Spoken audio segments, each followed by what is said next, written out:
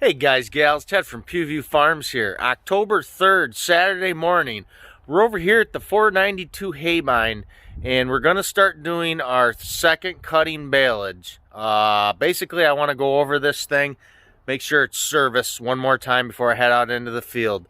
We got about roughly right around, I would say, 25 acres we're going to be doing over the next week.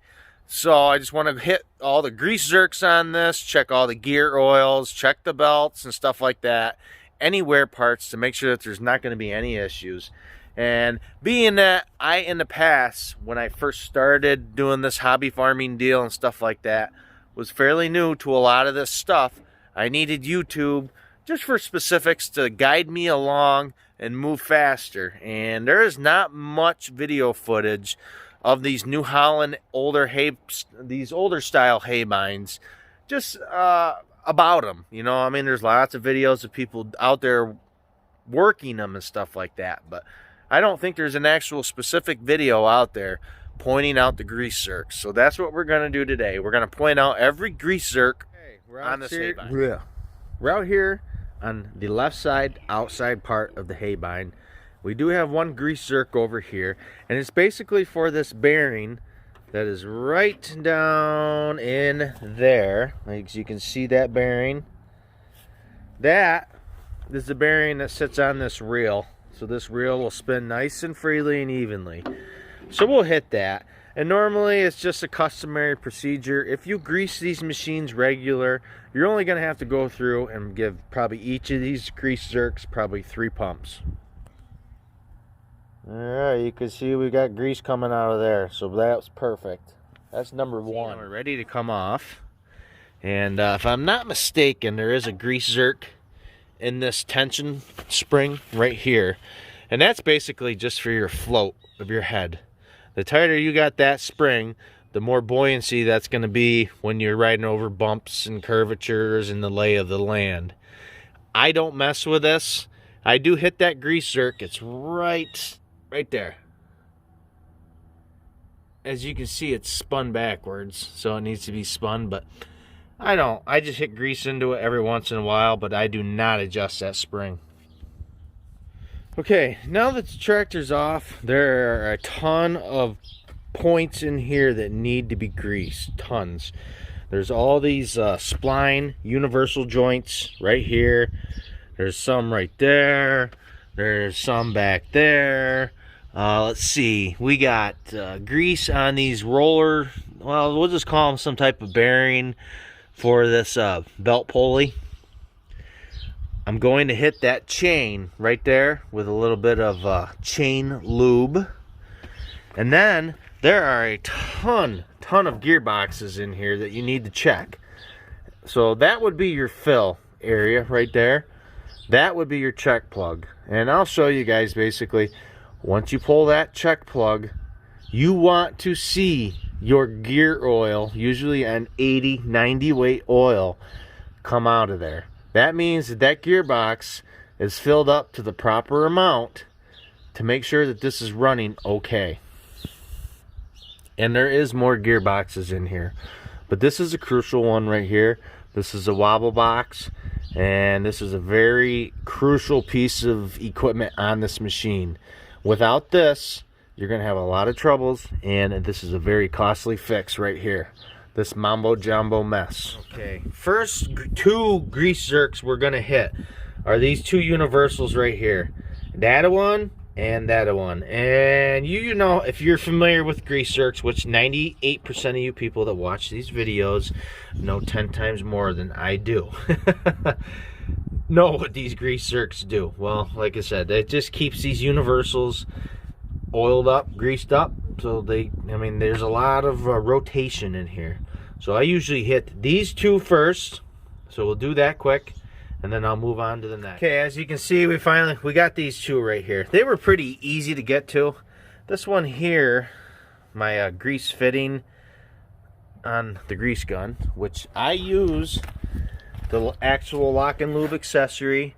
This was given to me by Lock and Lube, plus another set. If you guys remember, we had a little drawing on here, and I passed it on to one of you lucky subscribers. So yes, I use the Lock and Lube because I'm always trying to do other things, trying to reach far in. Tell you what, man, that lock and lube saved. Alright, so I'm actually going to show you guys here. Alright, the lock and lube is locked on to that yoke grease zerk. And you can see I got one-handed operation here. I got the pistol grip grease gun, and I'm videotaping. You wouldn't be able to do this without this lock and lube accessory. So here we go. 1, 2, 3, 4, 5, 6. See the grease come popping out of there? I like to make sure that the grease is going where it's got to go. So I like to see evidence that the grease is there. So by seeing that just sliver out of that little protrusion of that square shaft, we know we got grease. Okay, you can see there we got a grease zerk on that top universal and one up there. These were not positioned the way that they were. What I did is I unhooked the power takeoff on the PTO shaft over there, unhooked it so I could spin this machine freely, and I just grabbed this knuckle buster. That's a pretty good, yeah, that's what that is. We'll call that a knuckle buster off of this camshaft cam frame, off of the CV H96 41 28 16 192 belt, and you can spin this freely. Takes a little bit of oompage, which it should, because you got a lot of moving parts in here. So you should be able to move these, you know, with some force. So now I can get my grease gun in there. Okay, you can see we ended up getting these universals finally. Go there. So next, we got a grease fitting up there on that pulley for that one belt. For that belt right there is for the reel that brings your hay in after it's cut up into the roller assembly. So we'll hit that one, and then we got one right down there and that universal back there that we'll hit. And if I believe that's it for back here, and then we got some up front. Those that are curious, the wrench for these gearboxes is a 7/16, and that'll basically, these are our check plugs. So up there is going to be my fill plug with a vent cap. This is like a little vent system. That's got a vent, and that's got a vent on that too. These are my fills. These are my checks. Gearbox 1, gearbox 2, and gearbox 3 check. Okay, we got this loosened up. This is on the gearbox for, these are your gearboxes for your rollers. These universals, these shafts. Those shafts go to 2 rollers. Those are those 2 rubber rollers right there. This is the gearbox system, which obviously runs off of power takeoff somewhere that makes all this run. But so we're checking this right now. Got this loosened up just to make it a little bit easier. So this is the check plug. There we go. You see that? That's gear oil. Now I gotta find the hole there. That is what you want to see when you pull these check plugs out. You want to see that gear oil. Alright, we just pulled the check plug here. You can see that sitting right there on the wobble box. And you can see there is no fluid coming out. Alright, so now we gotta grab a nice little self-adjustable crescent. Wrong way. And pull that fill cap right there. And we'll put a little bit of oil in here. Okay, we finally got her after a little bit of filling. That's what you want to see right there, folks. Seepage. Okay, now that we got that gearbox is full, we can move around to the front.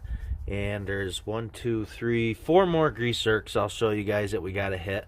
The only thing we got to do is that chain right there. I'd like to get a little bit of chain lube on that, so it's got some nice little lubrication, and we'll be pretty much good to go for this thing.